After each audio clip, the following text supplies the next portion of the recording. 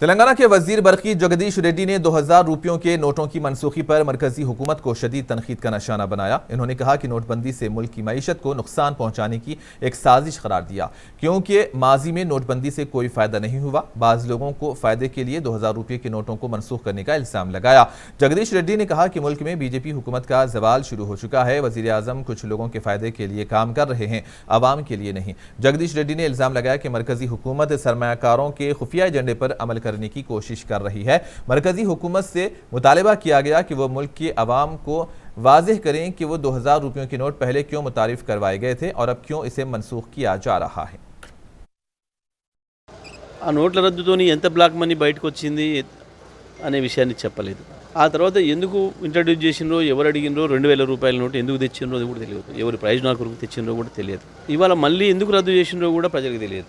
ఈ దేశ పరిపాలన ప్రజల కొరకు కాకుండా ఎవరో కొద్ది మంది వ్యక్తుల కొరకు జరుగుతుంది.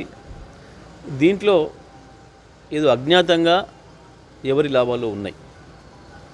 అది ప్రజలవి మాత్రం కావు. ప్రజలకు లాభం జరిగే చర్య కానీ, దేశ అభివృద్ధికి దోహదపడే చర్య కానీ ఇది కాదు.